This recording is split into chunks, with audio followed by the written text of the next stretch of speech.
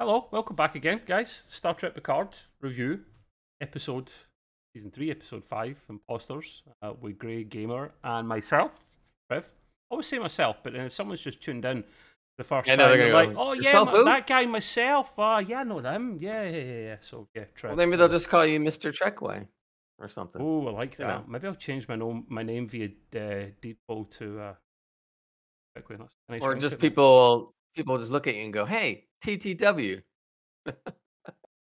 Like this. Hey, he's always got the right mug for the situation. Pun intended. Yes. Right, we're still in this merry bandwagon. We're about halfway through, and it keeps up the high performance this season. And we thought it would. Yeah. Well, Gray was slightly hesitant. I was like, Terry's basically you, Gray. He's me. So he's going to do the right thing. And he has. Yeah. To be fair. Yeah. So far, so good. They're at that level. And the thing that's nice about it is that every episode, generally speaking, the writing has been at a high level, which is what it should be for Star Trek. And the one-liners as well that'll fix plot holes and stuff. Exactly. Just good writing top to bottom with very few flaws. And now they've set the bar. By the time now that they're at mid-season or whatever, they've definitely set the bar up here. Oh, yeah. So now it becomes even more difficult for the writers to continue that pace and end it properly when it's all over. So yeah. because when you're at this kind of a high, if you mess up on your writing somewhere in the next couple episodes or whatever, it doesn't just look bad. Yeah. It looks really bad. Yeah, and they're going to keep giving us the stuff we want, the Enterprise F and things like that, and the little teasers and the things that make us all happy. And we can't let that cloud of judgment too much. I will still be keeping an eye on the quality of the writing, the one-liners that I'm talking about, the plot holes that I like to nitpick at, famously. When you like to see, we all have these fantasies we want to see in the series, but wouldn't you like to see somewhere towards the end, you see the Enterprise D, the Enterprise E, the Enterprise F, and the original Enterprise 1701A all fight and blow up Vadic's ship. Now that would be great. Oh, rude things would happen in my nether regions if that happened, mate. So I know that would be so good. You see all these enterprises, like this. Coordinate with one another. Yeah. Don't do it, man. Probably wishful thinking. I know. Stop being a trick. Well, Terry will give, man. Pray to Terry, and Terry will provide. Hey, look, if Terry even puts one of the ships out there to do that, assuming it's probably the F, because I'm assuming that most likely the other ships Enterprises will see the D saucer section, mate. We will. I'm confident. Right. But I'm saying as far as a ship that's capable of maybe fighting, it would only be the F because the F is on its way to be decommissioned. The other ships, since they're already decommissioned, their weapons are probably stripped. And they won't be able to really fly, per se, much. Yes. Yes, well, we'll see. Right. They got to do that. They have to. A little bit of housekeeping, get it out of the way so we can get to the good stuff nice and quick. YouTube brought out podcasts. I was telling Gray about this before. So I will be keeping the same format, but I'll be making it available on podcast as well. So if you like this platform, but you're sick of this and you're sick of that, facially, you love our voices, but maybe you're like, these mugs are. Then there's the podcast version on YouTube, which I don't know how it looks to the user yet. I've only just set it up on my end, so feedback, guys, is welcome. But we are on all the podcast platforms as well, whatever you listen to, at the Trekway, on the Twitter at the Trekway as well. Please give it a cheeky follow there. And of course, we like thumbs up and subs. Well, of course we do. Cheers, Gray. But we love comments too. What you like, what you didn't like. I like interacting with a couple of the fans there. There's been some comments left, so thank you. Don't forget, Mr. Gray over here has got Gray's Green Room. He brought in an entertainment episode just a couple of days ago. Yeah, it's a good one. You can find him, and again, YouTube. Probably going to do the podcast for that as well. All the usual podcasting platforms at Gray's Green Room, and on the Twitter at Gray's Green Room as well. And I'll maybe save our colleague, Mr. Nick, to the end too. Right, we'll kick off, mate. We'll kick off. By the way, I just want to show you something. This is nice mug. And this is ugly mug. I just had it. Yeah, that's good. I can't add anything to that or take anything away. So yeah, okay, fair enough. Right, we're kicking off. 3, 2, 1. This starts not chaotic like some episodes have, or like not chaotic, but fast-paced. This is a bit more chilled and relaxed on the shift. They're all doing their things, dotting the I's, crossing the T's, and it looks like an easy day so far on the bridge of the Titan. When officers mentions that all systems will be back to full capacity within a few hours. Great. Apart from that big bloody hole in the saucer section, but hey, details. I saw all the little bots running around the outside of the hull fixing it. That's a good shout. Yeah, that's a thing of modern Trek now, which I don't have a problem with, Gray, because it makes sense. Because it makes sense. You should be able to do the majority of your repairs away from a space dock unless it's severe, like the big bloody hole. So, you know, I like. Although apparently those bots fixed the hole because I didn't see it later in the episode. Oh, really? Well, yeah, of course it's possible. You've got the raw material. Well, you've got the energy, which they do. Energy converts into matter. Matter is a bulkhead. So yeah, you're right, man. I can't remember what those little droid things are called. Let's not call them droids because that's Star Wars. That's the wrong franchise. Yeah. They're bots. Repair bots, yeah. Repair bots. Jack comes onto the bridge. Jack Crusher comes onto the bridge and mows everyone down with a phaser. Straight away, I'm thinking something's up. It's a vision. It's one of those visions he was having before, Gray. And thankfully it is, because he does wake up, got a phaser in his hands. And you're like, oh, hit the fan a little while and kind of do. Did you notice, Gray, that I think this wasn't vision time? His eyes turned red. Like, they turned red, and then it was either Vadik or Crusher, I can't remember, Beverly Crusher, I think it was Vadik saying, Jack, come home. Who did you think that was? I don't know. I mean, you and I are assuming that it's Vadik, but I don't think we should assume that because we don't really know. Yeah, because they're whispering. So when a female, any voice is whispering, it's harder to make out. Right. So, but yeah, so the only thing is now we're starting to see this recurrent thing with Jack with the red, and then he sees the red vines growing around or whatever. Yeah, and we do get to it. We do make a comment in that in a little while actually about that because we're not big fans. But Dickhead is put back in charge. I mean, sorry, Captain Shaw is put back in charge. Riker gives him the command codes back over. And then he says, great, thanks for doing that, gentlemen. Starfleet, you don't need to send for Starfleet because I've already sent them ahead of time and they're on their way to arrest your asses. And I'm like, you know, he's back to being a dick, as you say, Gray. But I'm saying I like him because he's kind of funny now in how he does things, you know? Yeah, he's definitely grown on all of us. I think he's very good. The thing that was funny was when he was leaving the room, he was going, now I'm going to leave the room so the rest of you can work on your bullshit story. That's giving him something. That's giving him a tiny, like 10% shred of respect there, you know, so right. Kind of makes sense. Was pretty funny. And they're all just going like, yeah, that's about it. The guys are, so it's Riker, Picard, and Sivan all in the same room. And they're like, how did Changeling get on board? We've got like scanners and sensors and stuff in place after the Dominion War. That makes sense. You'd like to think they would after what happened before. And they're all a bit perplexed, so no one really knows. And then there's a little conversation between Picard and Jack Crusher about trying to get him into Starfleet. Gray's mentioned here it's a little corny, but okay. He had to do the Starfleet recruitment card, mate. You know he had to do that. Yeah, but I think it was a little out of place and way too early. Maybe because because Jack's not hearing any of this. He's not gonna hear any of this. Yeah. So I'm going like it just seemed out of place. I mean, wait till like episode 8 or 9 or whatever. So I was just kind of like, that's kind of weird, but whatever. Yeah, and he would make probably a good officer as well if he actually played by the bloody rules. But I think not with them red eyes, you wouldn't. Well, with those red eyes, I mean, that don't really be anywhere near them when those things go off. Well, I'm sure it'll come to a conclusion what the hell's going on there, but it is weird. We then go back to Raffi and Worf on the La Sirena, and we're not a big fan of Raffi, but when Worf's there, we put up with her. Sure. I personally loved this scene, Gray, and I'm pretty sure you did as well, because Worf goes from just good, usual bat left fighting and training, sparring, pretty well holding his end up, And then I think Raffi's getting a bit cocky.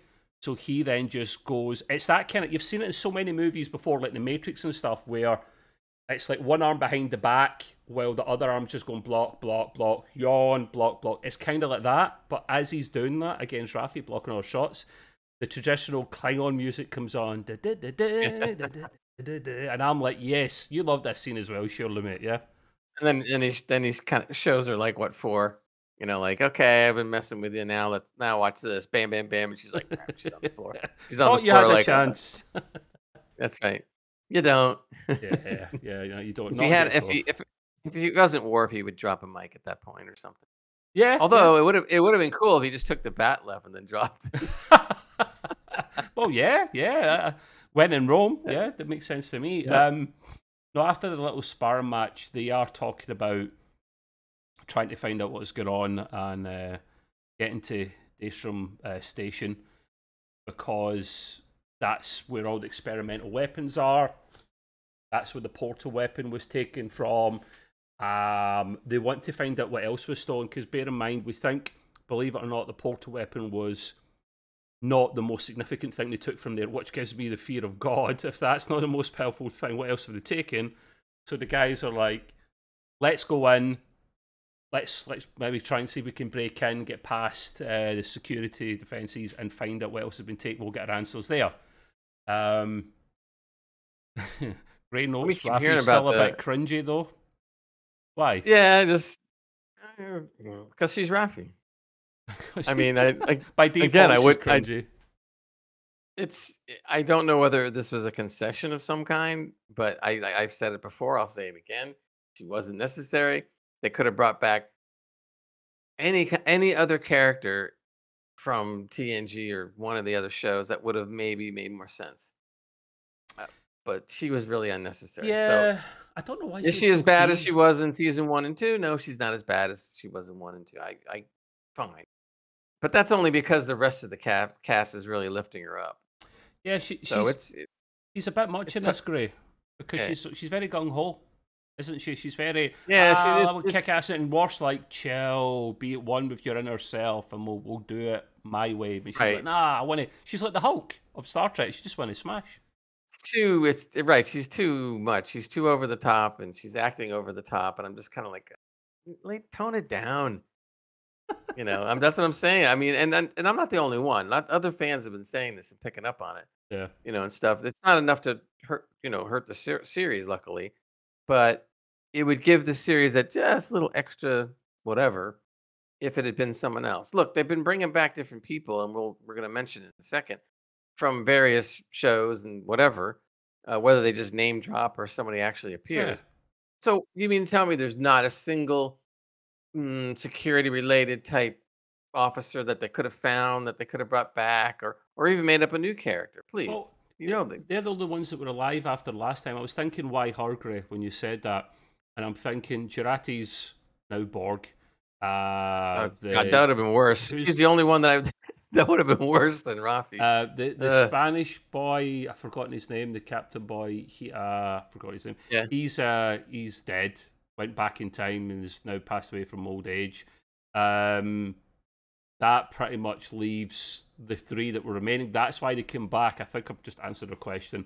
They remained 7, Raffi and Picard. They come back. Right, but there was no, in my mind, there was no need to even go back to anybody in season 1 and 2. Go back to TNG and or, whatever other series, and pull somebody from there. I agree with you, man. I mean, but whatever, we have to put up with her, so I agree with you. I think they just wanted to keep some identity to the Picard show because it is the Picard show, despite it being heavily TNG. No, I agree with you, man. I absolutely don't want any resemblance to anything that came before season 3. Like, no. Right, okay.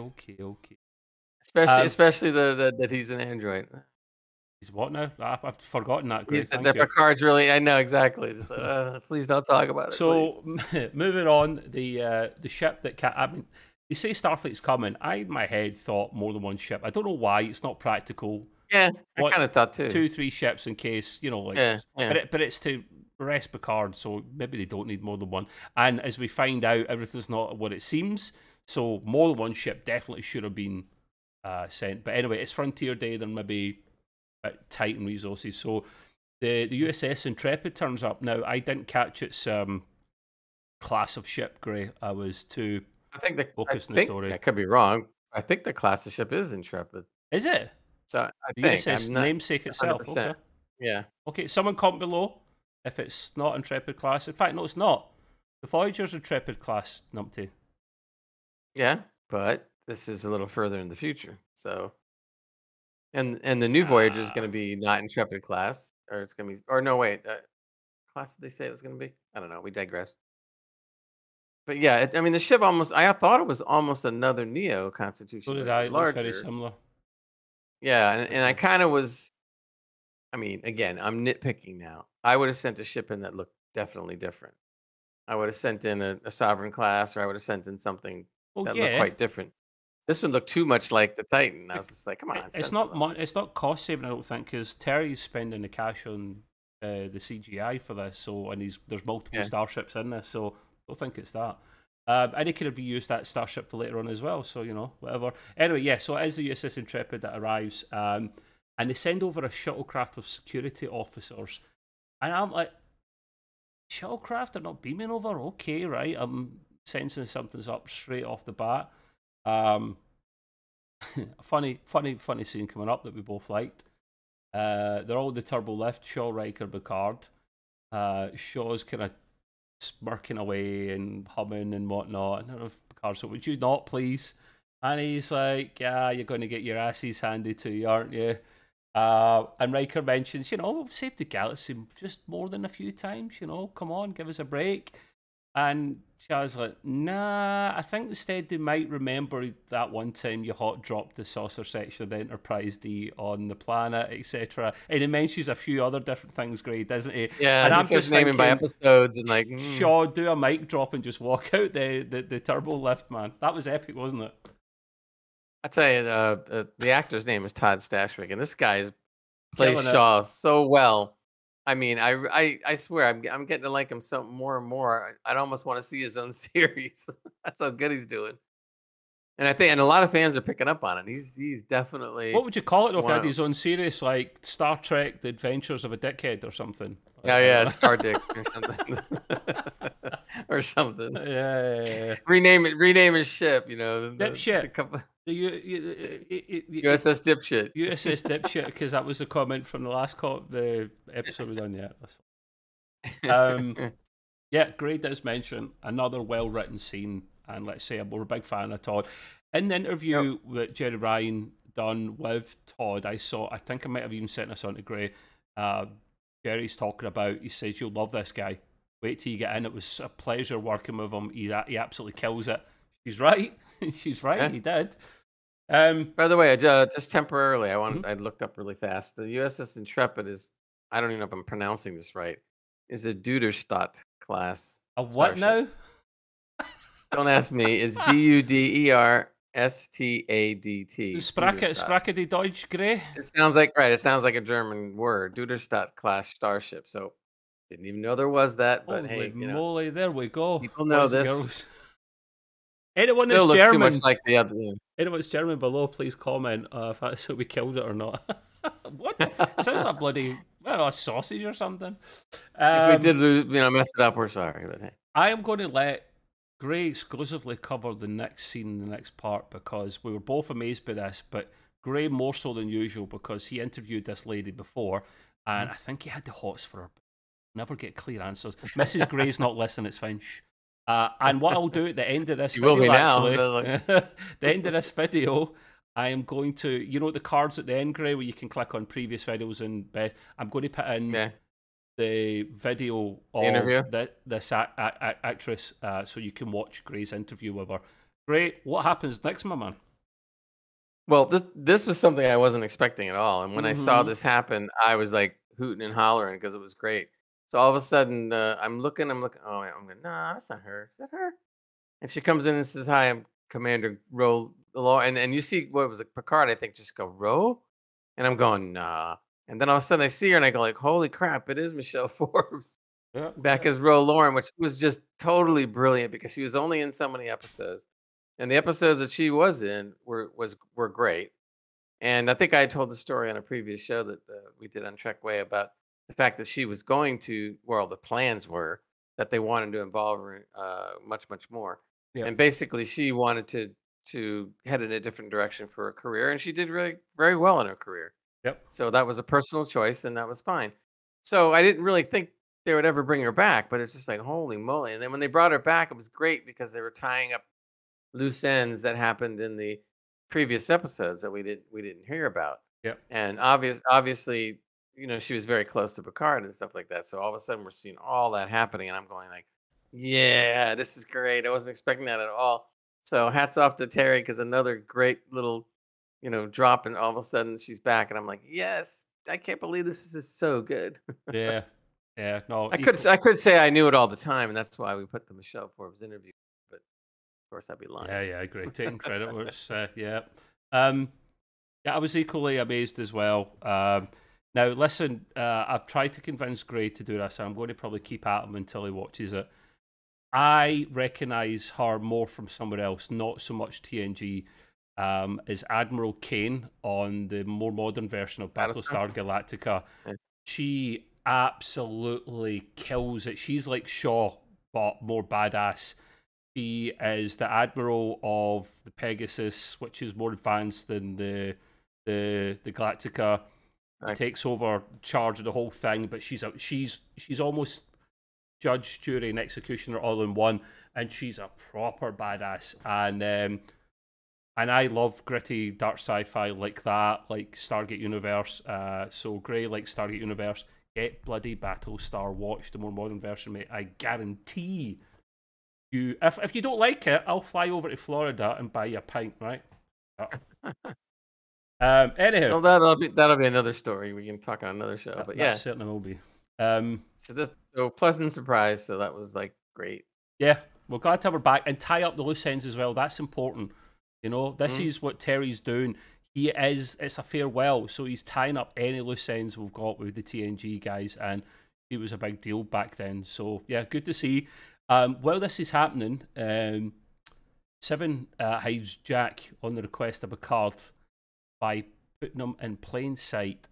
I was like, what the hell is this? Is this going to be a onesie or a onesie or a pajamas or what is this? Starfleet uniform. But they recognise the face, so I was like, I don't know if this is going to work. And everyone's got the pads out, Greg, like, is this him? Is this him? Yeah, see, it's dumb, yeah, I thought that moment was a little cringy there, because I'm going like, I don't know. But then again, I guess if you take the granted that they're all rushing over to get into the transporters to head over to the Intrepid, you throw a lowly cadet in with other lowly cadets, they're bound to make a mistake and they just jump on. Yeah. So it's okay. It's passable. It was a bit like I don't know, but it's all right. It's all right. Yeah. There is a lot of cringe in this for Gray. He's mentioned that word a few times there, so maybe that's why he didn't give it 10 out of 10. Spoiler warning. But yeah, so he's going to play hide and seek. I think actually, as Seven grabs his arm for the first time, he goes, "Aye, aye." I don't know if he thought he was in there for a moment. I would have surrendered. Resistance is futile, Gray. Jerry Ryan, even in the 50s, is superb. I don't think Gray would. Yeah. Anyway, moving on.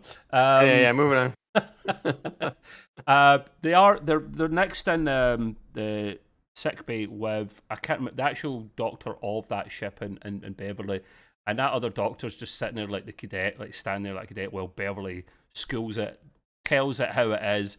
She's the boss, she's the experienced one, and they're basically like, this looks exactly the same. This changeling we've got looks exactly the same as a normal humanoid.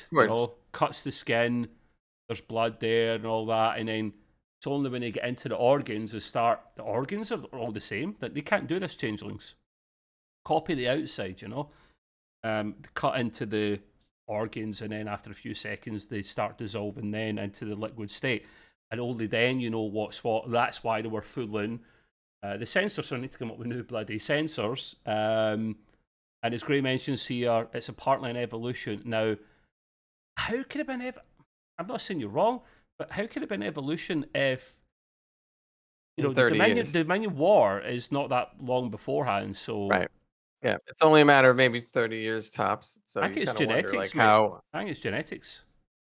But you think there maybe I, just I tweak was thinking, something? yeah, yeah, I was thinking somehow they managed to do that. But I mean, evolution is not such a bad thing either because they've been evoluting ever since.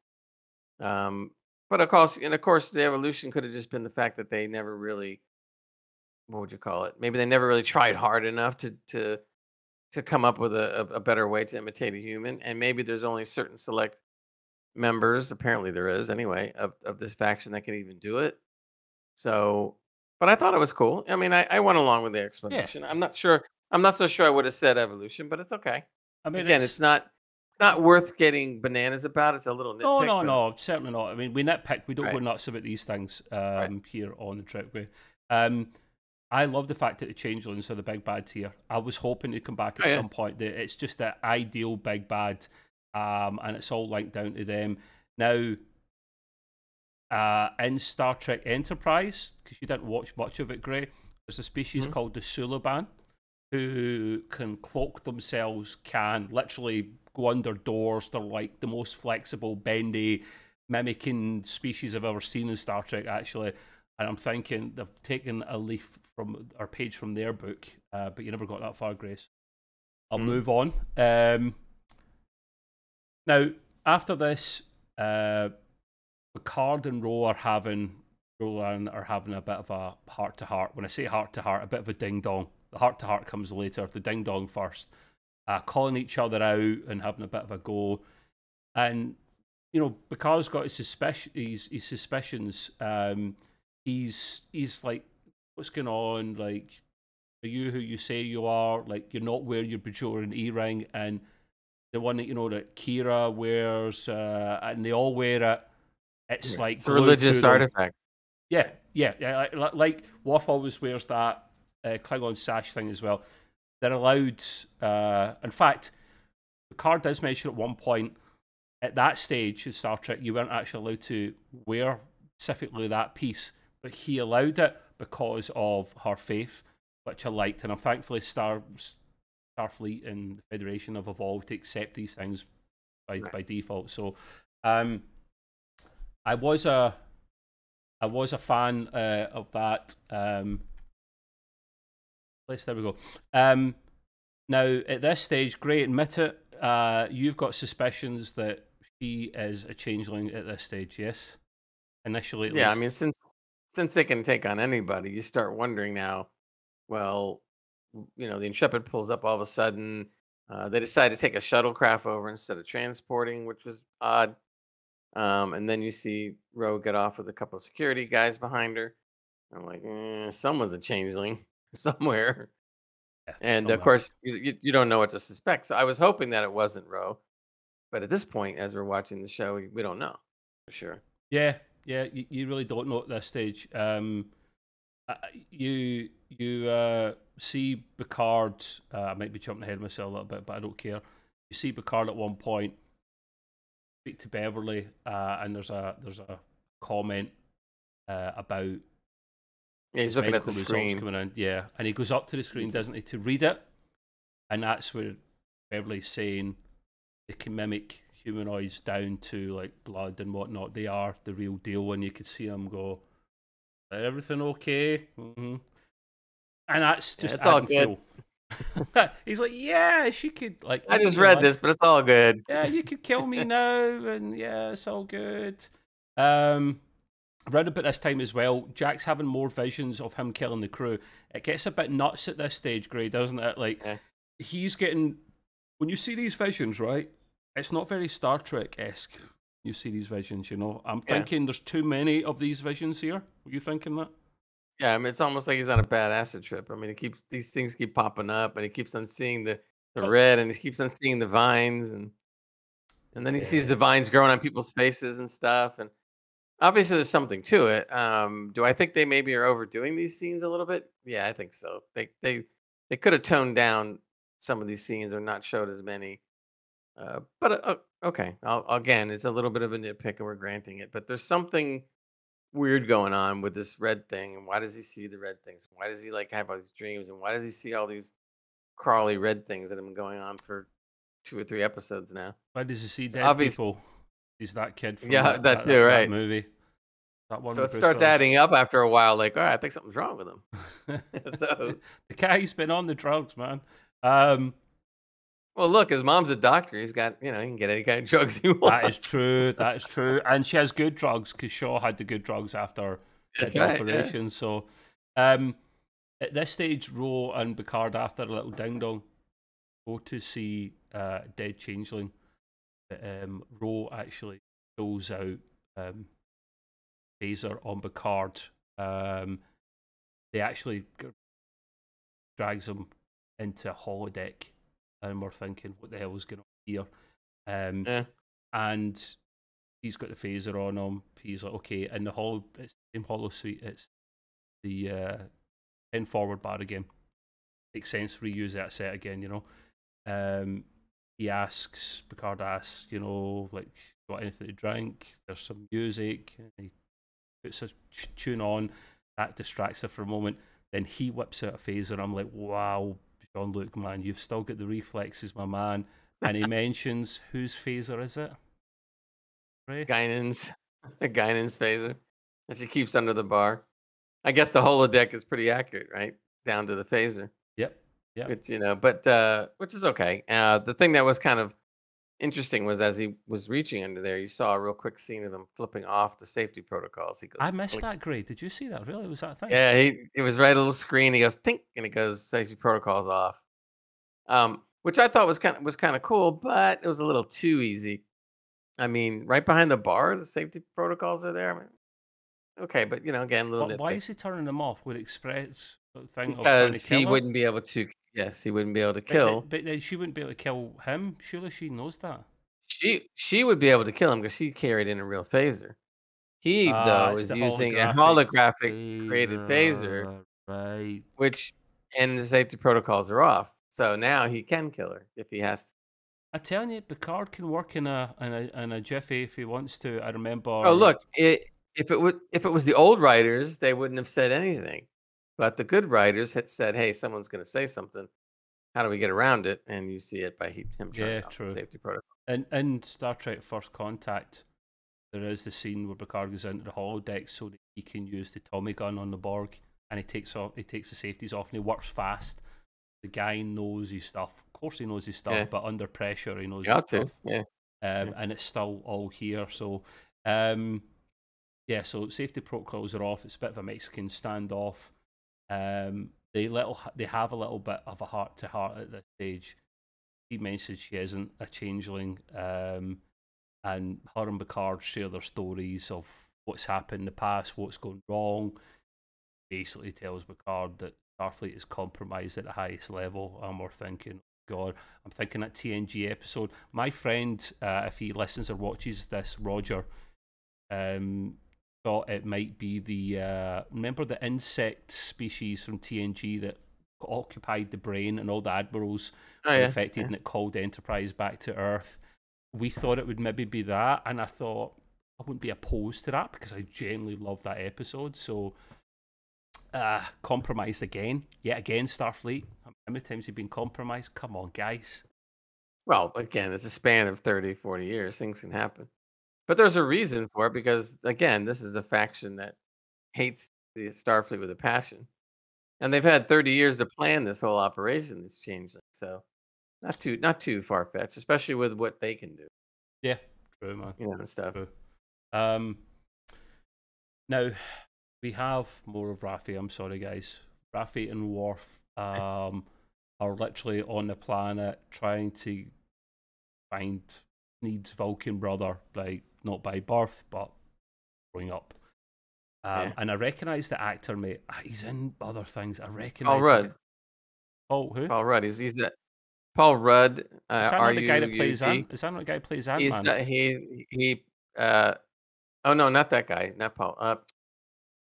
Oh God, I can't think of the guy's name now. But this actor though, plays mostly in comedies. Not entirely. He's played other things too, and he's been serious parts. But he has played in a fair amount of comedies too. So yeah, I recognize him despite the Vulcan stuff on him.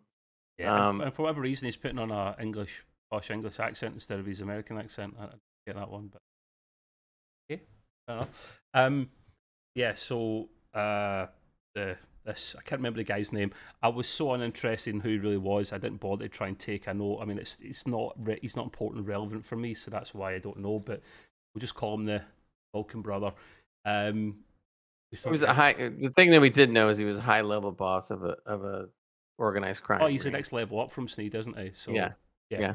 And you don't see that too often with Vulcans, but you can still be logical and a bad guy. Which I thought it was very weird when I saw it. I was going like, "Does this make any sense?" But then the character said that in this particular instance, it was logical to become a part of an organized crime. There you go. Okay, can't argue with logic. Can't argue with logic, Greg. Raffi and Worf are literally ordered to fight to the death. He wants some entertainment. This guy. Okay, here we go. Little bit of 2 and 4, and then the kill shot comes in from Raffi on Worf, and of course it's not quite what it seems, but yeah, we knew that. As soon as she did that, we're going like, nah, they won't kill him off, like kill her off, but stick the knife in pretty good. And then I'm like, what the hell? And he does then say his catch line, "It is a good day to die." Right. It kind of explains where don't blame yourself. I mean, yeah, you done and well. I'm seeing this. I'm going like, yeah, they're acting. Something's up. Of course they are. And we're both thinking there's more to it than meets the eye, but they're jumping back 2 and 4 quite a lot, so we don't catch up with the conclusion for a few more minutes. So back on the Titan, Card mentions that they should try and go to someone, mentions a couple of names. He's like Admiral Janeway, and Gray and I are both like, come on, we'd love to see a little cameo from her like we did in Star Trek 11. Here's the problem, though, and not problem, but they've already mentioned Janeway 2 or 3 times in this first 5 episodes. I know, it's a tease. I'm going like, come on, you can't keep teasing this with this unless you're going to have Janeway show up. So now I'm kind of half expecting that she's going to show up somewhere. I mean, I hope so. Do. Oh, that'd be awesome. I mean, and Bob Picardo was supposed to be making an appearance rumored a while back. So, well, I mean, anything is possible only because, again, we're eventually we're still going to see. What is it? I forgot the day. Founders Day, whatever they're calling it. Yeah. And you see a lot of names and faces. So, there. Yeah. So you may see more than you think. You're right, mate. You're right. So. Hey, wait! Now I just thought of something really cool again that we probably aren't going to see. What if they go on like, and they go on the 1701A that's there at the museum, and they have holographs of Captain Kirk running around and Spock, and ooh, that would be cool. It could have, but it's not really them. That's the never thing. happening. But hey, all I gotta do is just take some clips from the movies and holograph it. I'd like to actually see Shatner himself, but anyway. Yeah. So the reason, again, another line of good writing, Gray, very small, but it makes sense. They can't get past the gatekeepers, which is an interesting terminology she uses. Basically, Janeway's PAs and EAs and whatnot, and officers underneath her are the changelings, and they are stopping those kind of comms coming through to Janeway. I would like to think she wouldn't be compromised, but stopping these messages from getting to her, she thinks everything's hunky-dory. A small line, Gray, but it's another one that doesn't break anything. We're happy with that, I guess. Yeah, agree. Exactly. Now, back again with Worf and Raffi. I should say Worf and Raffi, not Raffi and Worf. He deserves to come first. That's right. He has to come first, yeah. I apologise. Worf and Raffi. Raffi went for the non-lethal stab because Worf comes up behind his Vulcan brother with the old knife at the jugular, and it was a place that would injure him but not fatally, and he's like, but I was like testing, I was checked your heartbeat and nothing was there, and he's like, basically I'm a Klingon guru and I can take my heartbeat down to next to nothing, so this pacifism is working, Gray. Yeah, but he specifically named Kahless. The Kalos routine or something. He said the technique was Kahless, and Kahless, of course, is one of the most revered Klingons. Yeah. So there's something to it, I guess. But okay. And That what was else does cool. he I like mention? that. What does he mention right after what we found amusing as well? About Oh, when he starts explaining potential, about everything.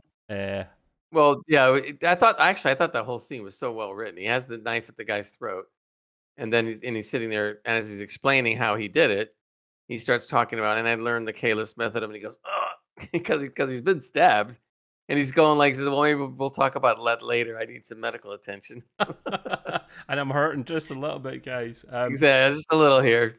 A small nitpick coming up for me, mate. Here we go. Okay. The Kalis method, fine, right? I get that. It seems to be anything miraculous that comes out of the Klingon Empire comes from this man, this ancestor, Yeah. right? Now, this guy couldn't have been bloody God. He seems to know he's a warrior, he's a guru, he's a great marksman, but he was great at everything. I'm thinking, I'm sorry, man, this guy was humanoid at the end of the day. I think we give him Yeah, too but much credit in things he could do.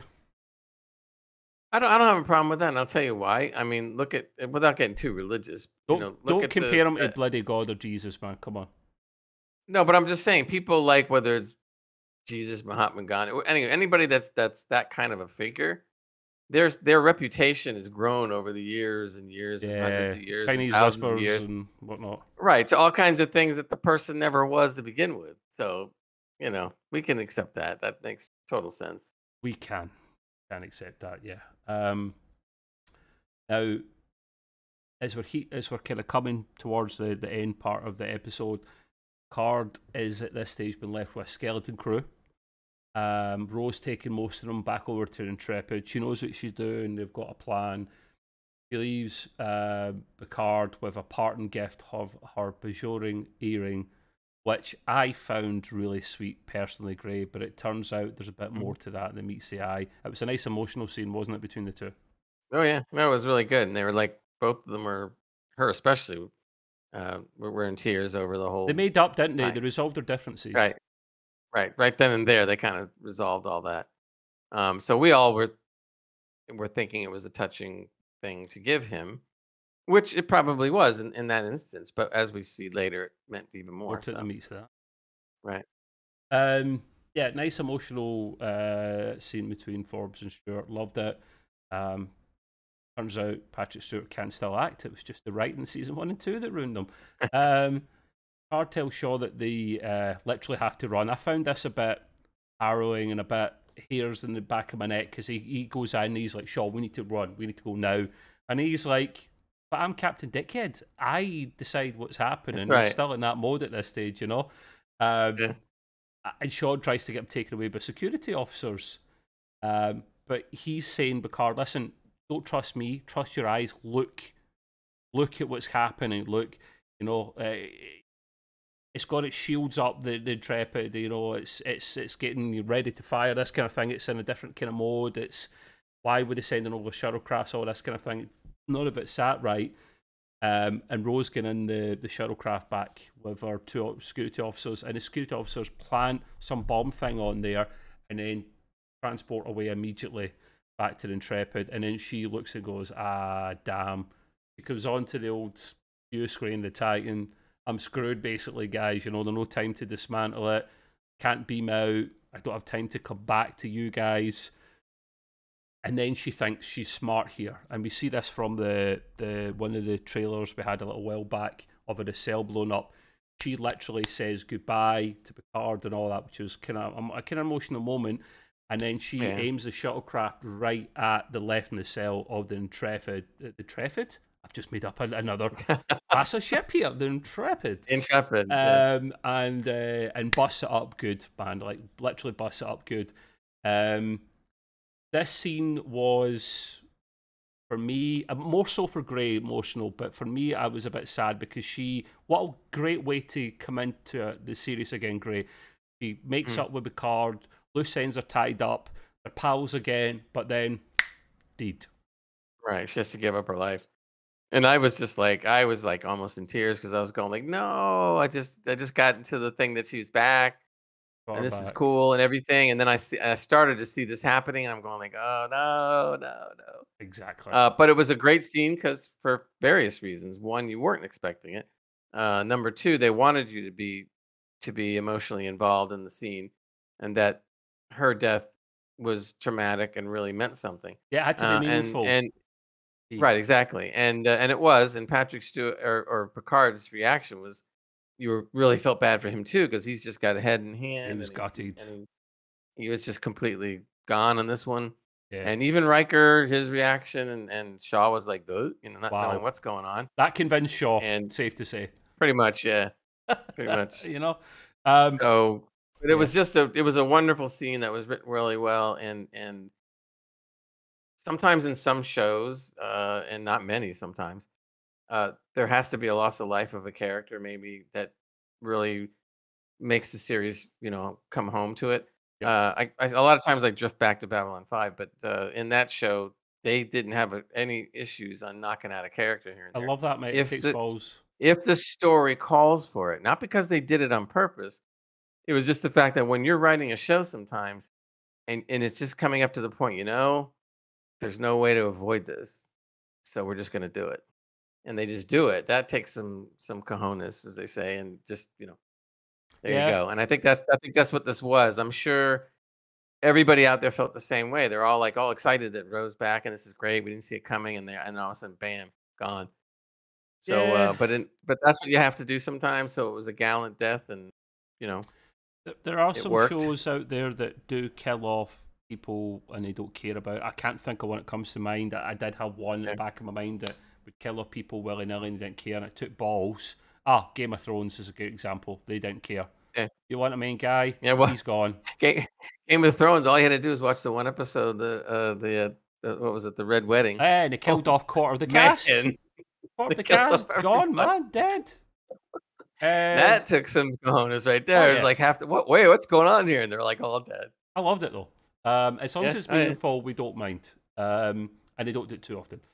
So at this stage here, I kind of got it slightly back to front. Now at this stage, Intrepid raises its shields and arms its weapons because it's just had a nacelle taken out. It's not powerless. It just can't go to warp immediately. Probably not for a good while actually, because it was pretty bust up, this nacelle. Yeah, and its maneuverability isn't super, but it's enough to pull itself up to Well, shoot. that's the thing. It's impulse engines and thrusters will take care of all of that. So literally, Mhm. the warp has been taken out. Everything else you would think in theory is still good. And I love this. Great. I wanted to touch about this for a moment. Terra Metalis has given us all the visual porn, the starships and the CGI. He's given us the audio Trek porn with the little musical nods from TNG, Sure. the movies and whatnot, right?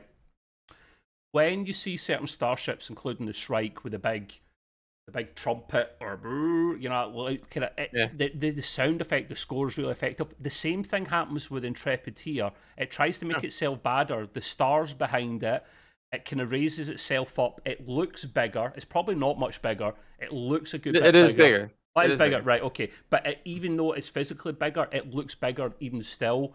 The way the Mhm. shot is, because the shot is of as if someone's on the bridge of outside the bridge of the Titan looking onto it, and it just raises itself up as if it was lifting itself up off the floor, and then you see when the cells hit, the lights are kind of blinking on and off, which makes sense to me.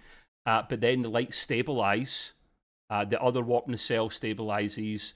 The power seems to stabilize in general, and then you see here the shields go up. The weapons are armed. The glow of this is weird. You see this a Yeah. lot on Klingon Birds of Prey when they're getting ready to fire. Like you can tell an hour before it's about to fire because it's like, oh, that big glowy Proton thing. We'll go tubes. for a cup of tea Yeah. and come back. It's fine. It'll be a while. It's obvious it's about to fire. You don't see that with Starfleet ships, but I don't mind that little small thing, Gray, because it added to it. And you see the torpedo tube light up red, and you're thinking this thing's screaming at your face like, "Shaw, let's get the hell out of here!" The little sound Like, effects. go, man, go. Did you enjoy that scene? I thoroughly Oh enjoyed that, yeah. man. No, I thought it The was sound great. as It well, and gave you all the proper emotion, and that, like, oh my god, we better like hit the button and fly out of here like real fast. yeah, But it yeah, was just enough because you could see it was, even though you knew it was going to fire, it was kind of straining to get up and straining to get everything ready to fire. So it was kind of like, we're going to fire on you, maybe not as fast as we think, but we're going to do it. yeah. You They know, got and warnings. while They got a warning or two. Right, exactly. Because they need And while Jack Shaw was alive. sitting there, exactly. But they didn't care anymore at this point, the way it was going. And then all of a sudden, Shaw's just finally, taking his you know what out of his you know what, his finger out of his you know what, and he just, oh, I guess he better hit it then. Finger out his ass. We can say that, Yes. Gray. Okay. Yeah, so literally this is about to fire. It does fire a couple of torpedoes off, but then Shaw comes to his senses, like Gray says, and like, okay, I believe what I see. A fellow starship's about to shoot me. Let's get out here. And he goes, get us out here, LaForge, now. And literally, as the torpedoes almost hit it, it jumps to warp. Right. And I'm thinking, that is a great scene. Yeah, it was great. You see it going, and you're wondering, and all of a sudden you see it warp out, and you see the torpedoes just have nowhere to go. And those torpedoes will keep going for a good long while. Yeah. The end of the scene, or the continuation of the next scene, we have Jack now going into one of those kind of trance state things again. And he's taken out, this is really him this time. This is not like a dream scene. He just like clicks, red eyes kind of thing again, and he takes out, was it like 3-4 officers who we assume are changelings at this stage? In fact, they were, weren't they, Gray? All of them were changelings. Beverly makes something a just comment clicked, something took him over, and he just like moved like lightning and takes these 4 guys out. Beverly mentions later on, like, how did you manage to take out, these kind of guys? And he's like, she knows, yeah. Yeah, but exactly. we certainly get to that in the last part. But yeah, Gray's a bit fed up with this, he notes here. But bear in mind, this wasn't him visualizing all the vines and stuff. Well, wait, no, did snap and go ham. Let me come back on that, because I had mentioned before that I was tired of it. I wasn't tired of this scene. That was fine. Yeah. I was just getting a little bit crazy. Because afterwards there was more vines and stuff, wasn't there? He does have another flashback where it goes really, really bad this time, doesn't it? Yeah, and again, I don't mind some of that. I just think they overdid it. In other words, instead of having like 4 or 5 of these scenes, you need 2 or 3 would have been fine. Yeah. You get the idea. You get the idea. And stuff. But that's, again, nitpick, but whatever. But this was really cool because you weren't expecting him to just snap or go into this weirdo trance or whatever and take them out. Obviously, now you tell me, we're kind of just guesstimating on what's going to be going on. But if he's taking them all out and it's not a changeling thing, because we thought it was a changeling thing originally, or that's what we're led to believe. Yet he took out all the changelings. So there's either another big bad out there that doesn't like Starfleet or the changelings, or the big bads just get control of him somehow. Yeah, or it's maybe some kind of whatever that hates the changelings more than Starfleet does. I'm not really sure, but obviously it works totally in Starfleet's favor.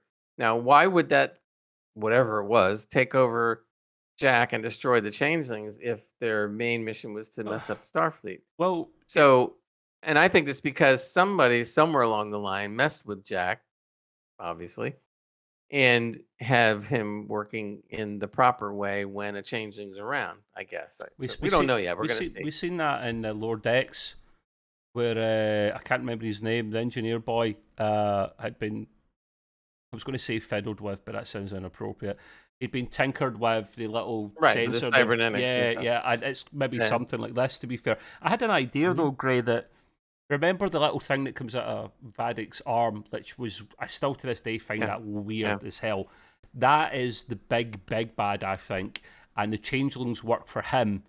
And how the tables have been turned, it's very much the Jem'Hadar were working under the changelings. The changelings might very well be working under someone else now. So tables have changed, and this could be something else completely. The only other thing I could think of, although it doesn't quite make sense, is the fact that since they want Jack, and the changelings were going to kill Jack, then all of a sudden click and Jack saves himself. It's almost as if they created or semi-created Jack to do something and they messed up, and that's why they want Jack back, because Jack's is a loose cannon that they weren't thinking about or weren't planning. Yeah, and so it's kind of like real Jack is that's why the Titan wasn't blown up, because they want him back. So Jack, whether he knows it or not, may be utilizing his human side together with this weird red side, whatever, and actually doing something good, although he has no idea, So it's really cool. I mean, the way they're developing this whole story, like I said before, we're at a high level, so they're gonna have to. Yeah, Everything's gonna have to make. and I think it Everything has will, Gray. got to make sense from here out. It has I to. think it will. The big bad who we find out will probably be like, wow, didn't see that Right. coming, you know. And I genuinely believe that because Terry's doing such a good job. But kind of finishing off there, the very kind of last part is Laren's earring, surprise, surprise, was also a data chip. And it had a whole investigation on it. And who figured that one out? You tell him. Riker. Oh, Riker, Picard yeah, has he did, yeah. Picard and Riker are talking, and he's going like, "She left me her earring, and I'm not exactly sure why." And immediately Riker goes, "I know what this is," and he just puts it down, and all of a sudden it links up to the computer, and up comes all the stuff that Ro was working on. So much. She died literally. Oh, This yeah. first investigation. She gets Exactly. everything there, and it's. I mean, it's loaded with stuff. I mean, just all over the. But we then get a communication coming through, and I think that must be triggered by this thing turning on, this earring turning on. And who's on the other side, Gray? Our good pal's back properly. Worf. Woohoo. Yay! Now it's a good thing Worf popped up, because if Raffi popped up, it's a good thing to die. Well, no, what I'm saying, no. Good. But what's good is if Raffi had popped up and not Worf, I would have put a nice television. No, so, Terry won't do that to us, trust me. No, trust me. Yes. He's like, oh, Admiral, Captain. He just remembers the rank, gets He's on. Totally like. On. I thought this scene was probably the most brilliant in the entire episode, because it was such a perfect way to bring Worf back into the TNG family, because Worf was totally like, what the heck? And all of a sudden he's seeing his old captain and and Riker and like, what are you doing on the end of this? Yeah. You know, and stuff. And at the same time, they all have to go through the pain and shock of the fact that Ro's gone. Because Worf's going, what happened to Commander Ro? And it was just like silence, you know, and stuff. So it was a really, really good scene that was really well crafted. How to bring Worf back in to the main picture. And we'll touch on that in a moment as well, actually. In a prequel or preview quickly of next week. We both agreed that was an excellent scene, get Worf back in again. So next episode, he's going to be with us in person, which is great. At this stage, Jack's at the very end. Jack's opening up to his mum, kind of emotional, crying, sad. He's like, Beverly mentions the whole thing about how did you take out all these guys? She like, doesn't, wow, and she doesn't believe it. You know, she did. Right. It's like something's up. She's like, it's motherly instinct, and because she's a doctor as well, she's not a stupid woman. She knows something. He's like, basically, Mum, something's deeply up with me. And my reaction, no shit, Sherlock. That's all, and I leave it at there. Literally, you're messed up, my man. You need you need a counsellor. Do you as soon not? As you see that, you're just going like, you think? you need a counsellor. Get Troy on board. Well, wait. Oh, see, you just brought it up. She will come back. You see her got the darkness thing, so she will. The whole idea is the TNG guys will all be back together for at least one episode together, if not two.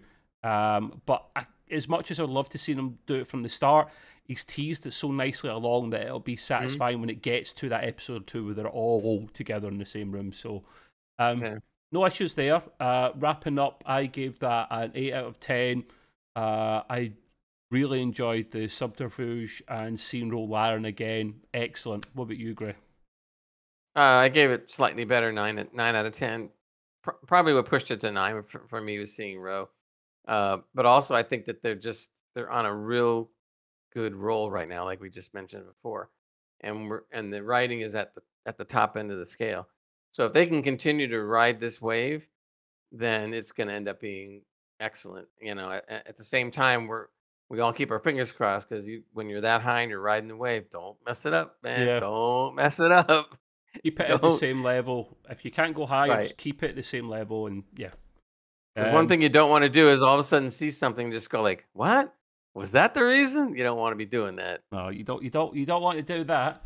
Nope. Now, what we'll quickly do, I'll ask Mr. Gray, while I go and grab a cheeky can from the fridge, to talk really briefly about. We might do this where possible, actually, at the very end. Just spend a few minutes talking about next week's episode teaser clip that they often put out after the previous episode.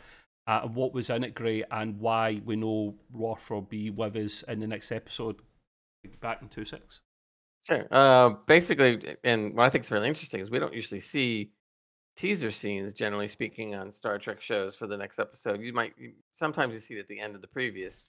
So this is kind of interesting. So all of a sudden we see them all in the same room together, and you're talking about Riker, Picard, Seven. Now Worf's there. Now Rafi, unfortunately, but that's okay. And she's in she's in there. So now they're all talking We about love her, like, what really. are we going to do? And we've already been privy to some of the information that Picard is not about Daystrom Institute and what's going on. Yep. So now Worf in this clip, which is really great, is basically telling Riker and Picard like, this is what we know, and that this was just subterfuge, and they actually stole something that's more powerful. Now the funny thing is all along we keep getting fed about this more powerful, more powerful, more powerful, whatever they took, but nobody knows yet still what the hell this thing is. Yes. So we're really building up to the point where we're going to do it. So they're talking over their plans on how they're going to invade the Daystrom Institute to find out, what's going on. And that was basically the clip for the minute. But just that 1 minute clip was brilliant. So Yeah. I'm sitting there going like, yeah, I can't wait for this one. Oh yeah, yeah. And And, it's and just a little side note, especially for you, Trev, and you may or may not know this, but the whole Daystrom Institute, the name Daystrom, is canon to Star Trek in many, many, many ways. It's always been brought up. The actual guy, Daystrom himself, was in the TOS episode, Ultimate Computer, which I keep on telling you to watch. And if you watch that old episode, you will see the man that actually is the guy that started and is the actual Mr. Daystrom himself. they named the station after him, and the So station's you might want to take a look at this is the brilliant genius Daystrom himself, and you might want to check that episode out. It's one of the best yeah. episodes of the original series. But that is the man. The man you're going to see in the episode is Daystrom.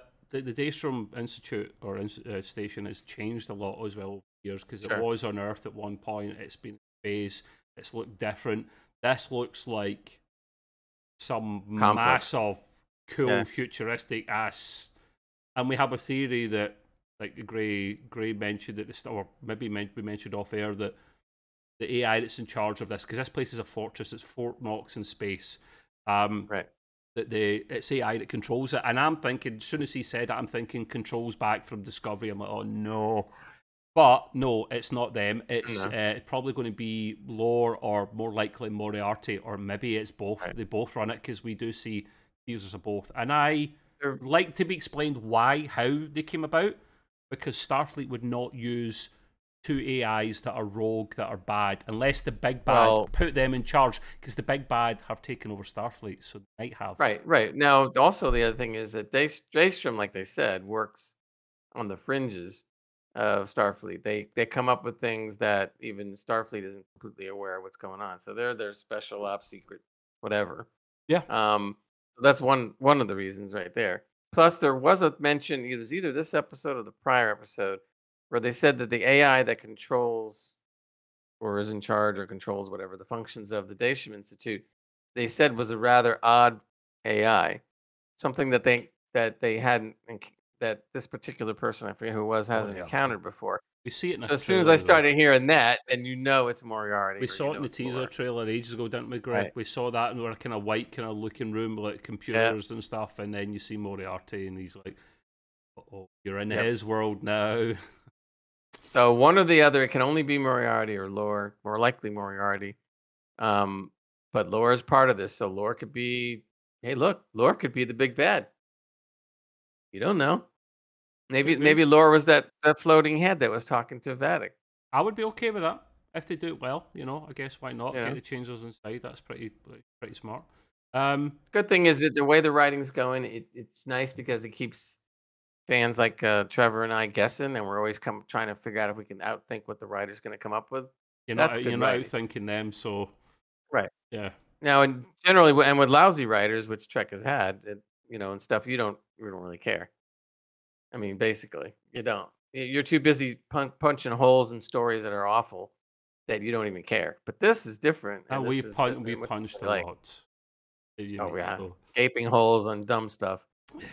So But anyway, not this time. Not this time, so. Not this time. Anyway, we're halfway through, so we'll be back next week for next, of course. Thank you for coming along, and just let us know in the comments below what you like or didn't like. And until next time, your thing, I guess, Gray. Cheers. See you later, guys. Live long and prosper, everybody. Bye. Bye.